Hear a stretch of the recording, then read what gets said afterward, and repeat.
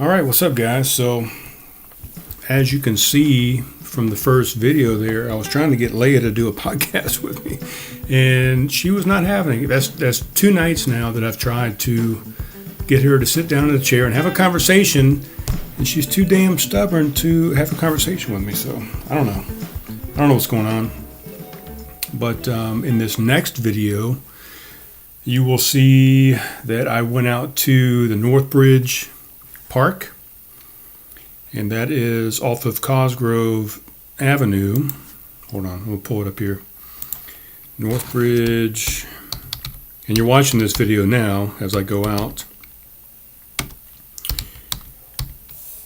So I tried to go out.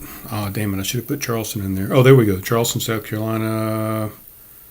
Northbridge Park. Come on, man. Just give me the park itself.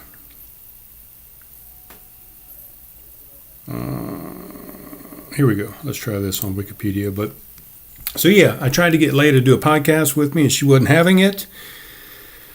She didn't have anything to talk about, I guess. So that was fun, and she almost broke all my stuff in the studio. But then earlier this week, I went out and I tried to kayak Northbridge Park. It's in West Ashley area of Charleston, South Carolina, on land owned by the South Carolina Department of Transportation, operated by the city of Charleston. It's on South Shore at the point San Rittenberg Boulevard crosses the Ashley River. Cost about $1.5 million. Fuck. Really? This park that I went to, Jesus, fuck. So I went there a couple was it yesterday? It was yesterday, right? You'll be hearing this on Friday, so this was Wednesday that I went out there to Northbridge Park. As you can see, I'm tooling around. Toiling. I think it's toiling. I'm cruising around. Let's put it that way. The Ashley River. I'm going underneath the Cosgrove Bridge. My plan was to go out to Patriots Point, and I knew when I put in the water this day that it wasn't going to happen, because I knew the weather was going to be excuse me, I knew the weather was going to be erratic, and the wind was going to be too much. There was some weather coming in. I knew it was going to be a tough time, but I didn't realize it was going to be this tough to where I couldn't even go a half a mile, really, realistically. For one, the kayak that I'm in is what they call a lake or river kayak, and it's really made for kind of docile, calm water. Docile and calm waters. And this part of the river, the Ashley River, when we're getting out close to where it converges with the Cooper River and then it goes out into the ocean, to the Atlantic Ocean, I knew it was going to be a little choppy, a little abrasive, a little hectic, and that's exactly what it was. I don't have the right kayak for it. I need to get an ocean kayak or a sea kayak, or one of those words that kind of both mean the same thing, really, ocean and the sea. They're a little bit longer. They have a little bit lower center of gravity. They have a smaller cockpit, so that they can't take on as much water. Sometimes they're even a sit on top. A lot of times, actually. And they're kind of self-bailing. The kayak I have has a larger cockpit, a larger hole that you sit into. It's a little shorter length, a little bit wider base, and just not very conducive for a sea voyage, I guess.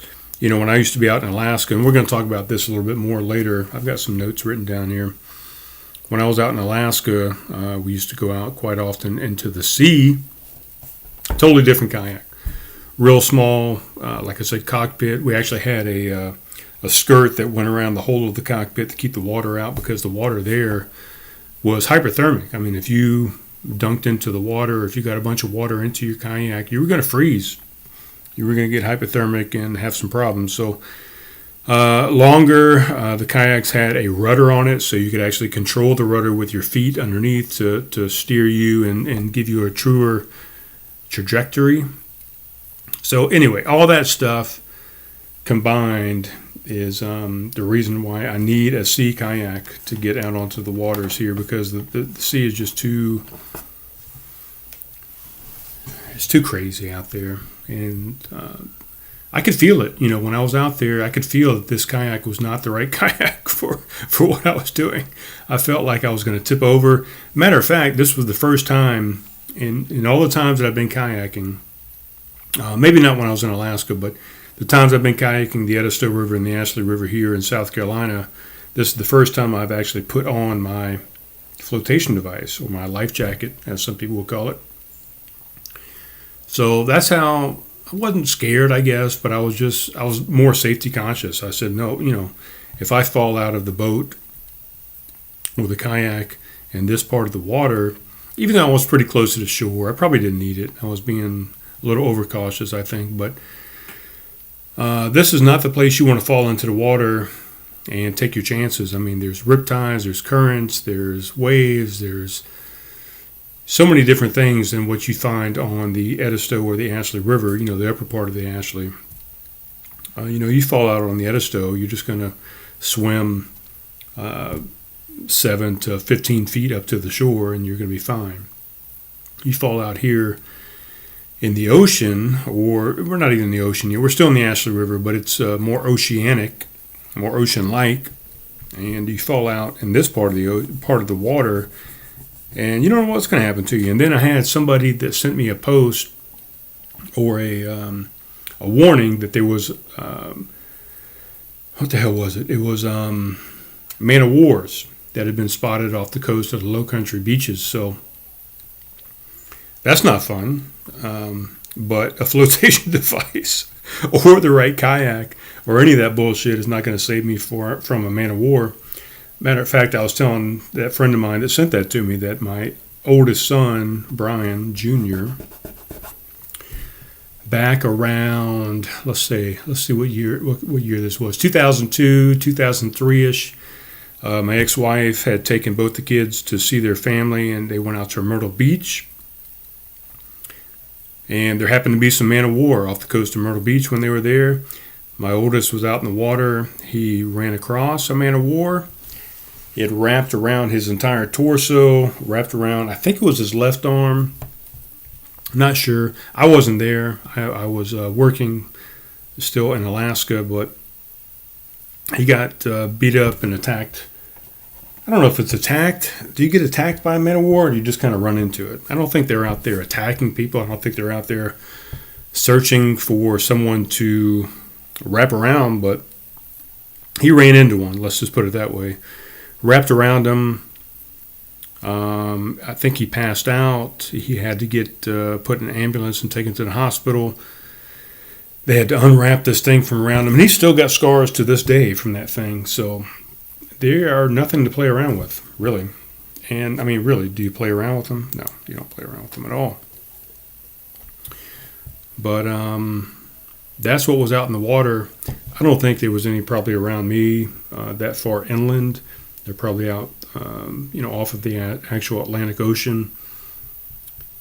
And I was a good ways away from that. So my plan was to go to Patriots Point, which is where they have the USS Yorktown. They have a nuclear sub there. They have a couple of the Coast Guard cutters, things like that. But my plan was to go out. I was going to go out to the Ashley River where it merges with the Cooper River.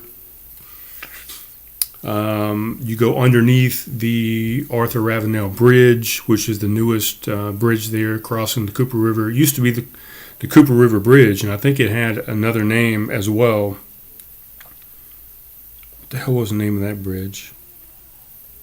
Pearlman? God damn it. Let me look that up real quick. I think it was called the Pearlman something. Let's see. Cooper River Bridge. So right now it's called the Arthur Ravenel Jr. Bridge, which was a senator here in the state. commonly referred to as the Ravenel Bridge, is a cable-stayed bridge over the Cooper River in South Carolina, connecting downtown Charleston to Mount Pleasant. The 8-lane bridge satisfied the capacity of U.S. Route 17 when it opened in 2005 to replace two obsolete cantilever truss bridges. The bridge has a main span of 1,446 feet, the third longest among cable-stayed bridges in the Western Hemisphere. Damn, I didn't know that. It was built using the design build method and was designed by Parsons Brinkerhoff. So let's see what else we got here. The first bridge to cross the lower Cooper River opened in 1929, eventually named the John P. Grace Memorial Bridge for former Charleston Mayor John P. Grace, who spearheaded the project. The main span of the double cantilever truss bridge was the fifth longest in the world at 1,050 feet and soared 150 feet above the river. The main span of the second cantilever was the 12th longest in the world. The total length of the structure was about 2.7 miles. Blah, blah, blah, blah, blah. By the 1960s, the Grace Memorial Bridge had become insufficient. Damn, by the 1960s it was insufficient, and we kept that motherfucker till 2000-something. With its two narrow lanes built for the Ford Model A's and steep grades of up to 6%. Later changes to the side rail and curb reduced the lane width further. A new bridge was constructed. Okay, here we go. So that was the original two-lane bridge. I got you. It was 2 lanes. It was bidirectional. A new bridge was constructed alongside and parallel to it, named for the then South Carolina Highway Commissioner, the Silas N. Pierman Bridge. That's the one I was thinking of. Opened in 1966 at a cost of $15 million. God damn, I didn't realize bridges cost this much money. And in 66, $15 million, what is that worth today? My Lord. Had 3 lanes at a modern 12-foot width, open to northbound traffic, while its older counterpart carried the southbound traffic into downtown Charleston. I can't speak tonight, guys. I have a very dry mouth for some reason. I'll get into that here in a second. One lane was reversible on the Pierman Bridge, which led to signs warning use lanes with green arrow and do not use red X lane on the bridge. Both of those bridges had become functionally obsolete by 1979. Extensive metal deterioration caused by the lack of maintenance shortly after Grace Bridge's tolls were removed limited the capacity of the older Grace Bridge to 10-ton vehicles, later 5 tons. Reversible lane on the Pierman was eliminated. It had been able to switch to 3-lane. Okay, I'm not going into all this, but there we go. So all that shit became obsolete, and they had to build the Arthur Ravenel Jr. Bridge, which they did. What year was that fucking bullshit? Who knows? It's too much stuff to read on this damn thing. 20 years in the making. What the hell?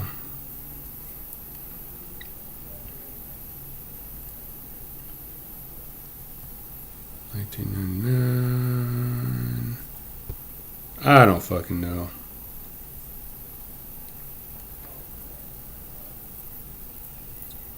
I'm trying to read. I should be talking. Who knows? I'm not even going into it. They do a bridge run over both of these bridges. I've done the old bridge and the new bridge multiple times.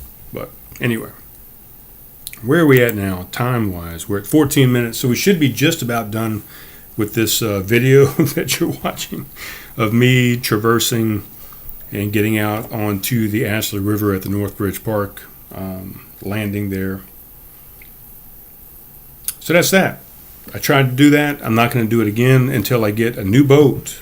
So I've been researching kayaks for this ocean voyage that I need to do, because I want to do that trek. but I got to have the right boat, man. I'm not going to put my safety out there and put myself at risk. So let's pull up Untapped. I almost just spilled my beer, guys. You didn't see that because I don't have the video going for what I'm doing yet, but I almost spilled my beer right in my lap while I was trying to pull up what I'm drinking. What am I drinking, you ask? Well, calm down. I'm trying to wipe up the beer off the table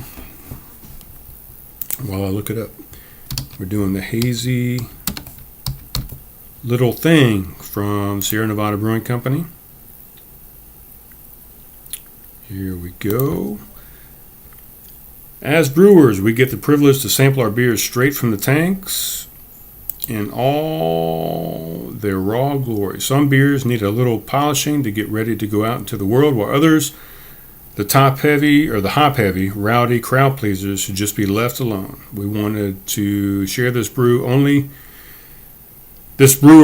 treat with you, so we represent, God damn it, I can't talk tonight at all. We present this Hazy Little Thing, our unfiltered, unprocessed IPA, straight from the tanks and into the can. This is from Sierra Nevada Brewing Company. We're going to pour it into a Sweetwater glass, as a matter of fact. That's the only one I had. Most of the others are dirty or in the dishwasher. So, Hazy Little Thing IPA right there from Sierra Nevada. It's pretty fantastic. I've had it quite a few times. I bought a 12-pack the other day for Tommy and I took some of this out to the river, as a matter of fact, to the landing I was just talking about. So 6.7% ABV. It's got 40 IBUs, average 3.8 rating. It's got over 154,000 ratings. It was added back in 2017. So it's a good beer. I like it. It's hazy. It's juicy. It's unfiltered. It's got a nice little hot bite to it as well.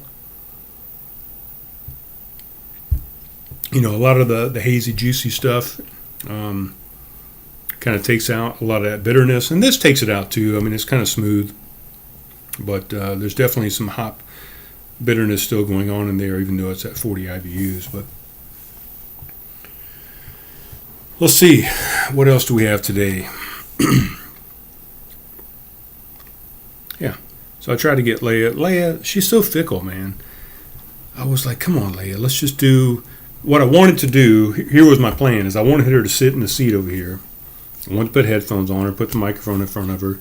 And then I was going to, kind of create a podcast between her and I. We were going to have a conversation. Of course, come on, a dog can't talk. We know that. But I was going to create a conversation between Leia and I, Leia and me. We were going to have a conversation, the two of us. And I was going to try and figure out what she would be saying to me. And I thought it was going to be funny. Even if I could get her to sit there for like just a minute, I could have created something, but she wouldn't even stay in there long enough for me to get out of the frame and have her sitting there just as a guest. So Leia did not cooperate. Excuse me. So we talked about kayaking at the Northbridge Park. You just saw some of that footage. Monday, I'm going to have Roger Mindwater in here finally. He's a local musician, poet, just an all-around good guy from what I understand. I haven't talked to him much. I've seen him a few times up at Homegrown. He's played the place a few times. He's played some of the open mics from around town. He has other gigs. He does some poetry. We're going to get him in here on Monday finally and talk to him and see what he's all about. So that'll be interesting to find out more about Roger. I'm not even sure if that's his real name, Mindwater. Doesn't sound real, right? Sounds kind of fake. So we're going to find out what his real name is, what he does, what makes him tick. So that's going to be interesting. We're going to finally get him in here. I've been trying to get him in here the past 2 Monday nights, but I've just had stuff come up that just didn't work. This past Monday I was not feeling well. The Monday prior was Memorial Day, and I had some other things that I didn't realize I needed to do that night. So He will be in here Monday, and that will release on Tuesday. What else was I going to talk about? I listened to a Fighter and the Kid episode the other day with Brian Callen and Brendan Schaub, called The Fighter and the Kid. The fighter is Brendan. The kid is Brian Callen. They were talking about these cougars and coyotes, some different animals that are kind of present out there in Southern California, around the Los Angeles area. Talking about what's the best way to fend off these animals. They brought up what they bring up, bear spray type stuff, or guns or knives. What's the best way to kind of fend off these animals? I can tell you from experience, when I was up in Alaska, I was up there for 6.5 years, stationed there at Elmendorf Air Force Base, or Joint Base Elmendorf-Richardson is what it was called by the time I left, because they joined bases with Fort Richardson. So it was an Army base and an Air Force base combined jointly. But when we used to go out and we used to hike around there was a lot of bear activity, a lot of grizzly bear and black bear, and moose and some other, lots of other things up there as well. But the main thing was the bear activity. So when you went out for a hike, a couple things you wanted to do. One thing is you wanted to wear some bells with you. You wanted to put some bells on your belt loop or around your neck or whatever. You wanted something that was going to make some noise, that was going to let bear know that you were coming, that you were walking on the trail, and maybe they would scatter and disperse and leave the area because, like you always hear, they're more scared of you than you are of them, whether it be the bears, whether it be the snakes, whether it be whatever animal you want to talk about. We're supposed to be the top of the food chain, which we wouldn't be if we didn't have tools and weaponry. We would definitely be at the bottom of the food chain around most of these areas. So, what was I saying? Oh, so yes, you wanted to wear bells. You wanted people to know, or you wanted these animals to know that you were coming down the trail. The second thing that they would tell you to do when you got stationed there, or when you started living there, was make sure you carry a firearm with you. So Alaska didn't have these rules that all these other states have. It was a free carry state. I could carry around a firearm walking down the street anywhere I wanted to go, walking down any trail I wanted to go. When I first got there, or the entire time I was there, I had a .357 Magnum that I brought with me that I purchased in Georgia, as a matter of fact, when I was stationed down in Valdosta, Georgia, way back in the early 90s. I brought that firearm with me to Alaska, and people would tell me, when I'd say, the wife and I and the kids were going to go out hiking at XYZ trail, and the people would say, "Oh, you better make sure you bring a firearm with you." And I'd say, "Oh yeah, I got a Smith & Wesson .357 Magnum," and they would laugh at me and say, "Oh, you're going to need a bigger gun. You better, might want to get a .44." Or 45, or something with a little more firepower. And I'm like, what? I got a 6-shot .357 Magnum. What are you talking about? I mean, I'm a pretty good shot. I have a marksman's ribbon from the Air Force. I think I can kill a bear. And they're like, no, you don't realize these bears, if you're talking about a grizzly, brown bear, these guys are 6, 7, 8 feet tall. And they've got heads, the size of this TV that I have sitting here, and bodies that are just incredible. If I shoot 5 shots, if I'm not super accurate with a 5-shot gun, or I said 6, I have a 6-shooter, into the head of this guy or straight directly into the heart, all I'm going to do is piss this animal off, and it's going to continue to fight me. So they recommended a much bigger gun. But the other recommendation that we had was bear spray. And from everything that I had heard, and short of killing the animal, which you don't really want to do, I mean, you just want to discourage it from attacking you and killing you. But they would recommend bear spray. So we went out and bought bear spray. And I would also carry a knife with me as well. So you'd be out on the trail. You'd have, a backpack. You'd have some bear spray with a carabiner attached to the front. You'd have your sidearm, a 357 on the side. Most people had a bigger gun than that. You'd have maybe a pocket knife, a survival knife. We'd have some bells on there making some noise. So, yeah, I get it. But we're talking about Los Angeles right here is what we're talking about. What is the best weapon? I still think to this day the bear spray is the best weapon. Now, you might not always get away. You might have a bear that is, or a coyote or a cougar, whatever. You might have one of these animals that is resistant to that. I mean, there's people, right? You have some people that they're out in a crowd, they're causing a protest. People throw some pepper spray out there. Man, I just can't get my thoughts together today. But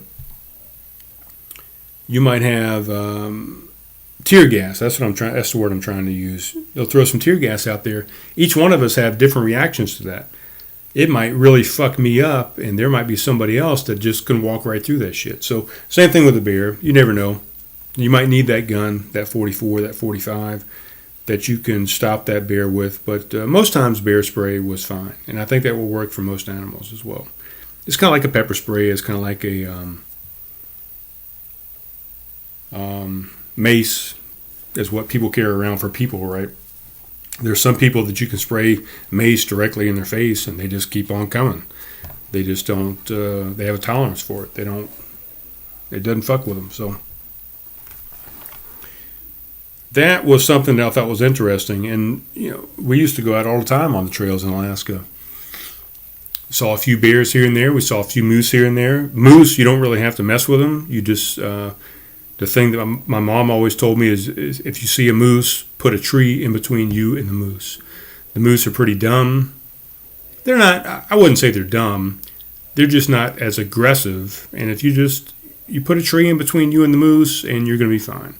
You walk around that tree, you go around, the moose comes around the other side, you go around the other side. You're going to be able to outsmart the moose. They're not very agile. They're not very fast. But you try and put a tree in between you and a bear, that bear is going to get around that fucking tree and fuck you up. That's all I got to say about that. Enough about that. I just thought it was interesting. If you're going to carry anything out on the trail with you, let's put it this way, carry some sort of spray with you. I think that's going to be your best option.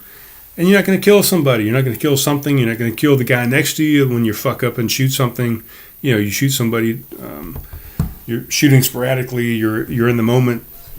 You're not going to kill your partner. Just like what was it? Dick Cheney, shooting his buddy out there when they were out hunting. That's all. I took. This podcast really sucks. I'm going to be honest. I should have put it together a little bit better than what I did. It really sucks. It does. I'm almost ready to just stop the tape. The tape?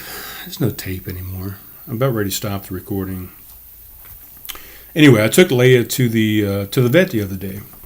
I kept getting these notifications. Oh, Leia's due for a vet visit, whatever, blah, blah, blah.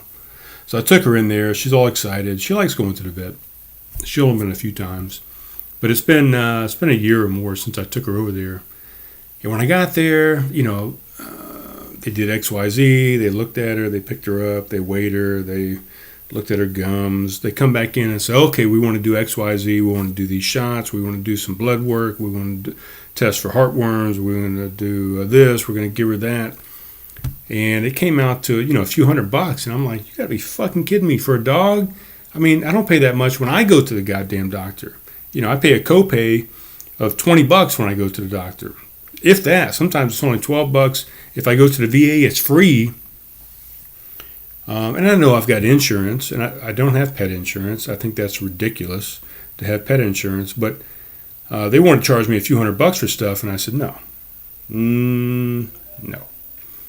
I want you to tell me what I absolutely have to have to meet the requirements of the law, and that's all I'm paying. That's all I'm going to get. I don't need this. I don't need that. I don't need X. I don't need Z. I don't need Y. And the bill came out to about half of what they were trying to charge me. So my point is, and here's my life lesson, if you have an animal and you take it to the vet, make sure you're not paying for shit that you don't fucking need. Because every business out there, whether it be the insurance company for your car, whether it be the vet, whether it be the doctor, whether it be, I don't know, name your fucking thing, everybody is going to overcharge you. 100%. I'm not going to sugarcoat it. I'm not going to say that there's some people out there that won't. Every single person is out there to make a buck. 100%. They're going to overcharge you for shit. Make sure you're informed when you go to these places. Even the cable bill, even your cell phone, even name your thing, fill in the blank. They're going to try and overcharge you for shit. So don't let them do that to you. Take control of your situation, of your finances, of your everything, and let them know you're not going to be pushed around. You're not going to pay for extra services and extra fees and extra goddamn things that you don't need. Inform yourself and make sure you know what you need when you go to these places. And don't pay extra for extra things that are not warranted, that you do not need. They're up charges, they're up services. Even if you go to a restaurant or a bar, any of those damn things, they will try and upcharge you and get you to buy stuff that you do not need. And if you want to pay for that stuff, if you got the money to pay for it, so be it. Do that. Good for you. But I'm not going to be nickel and dime to death by any of these things any longer. Whether it be a homeowners association or whether it be extra charges at the vet, extra shots, extra tests that I don't need. Same thing when I go for my personal health, even though I paid just a flat fee. Don't do it. Don't pay for those extra things, man. Inform yourself. Know what you're getting into. Know what's going on. What else do I got here? That's about all I got, man. I'm not going to sit here and talk all night. What are we at? Let's look at the time. We're about 32 minutes in. That's about what we normally do for a solo episode. I'm sorry I couldn't get Leia to talk with me. I know she has a lot to say. She probably has some mean things to say about me. Probably not. I take pretty good care of Leia, and so does my roommate Tommy.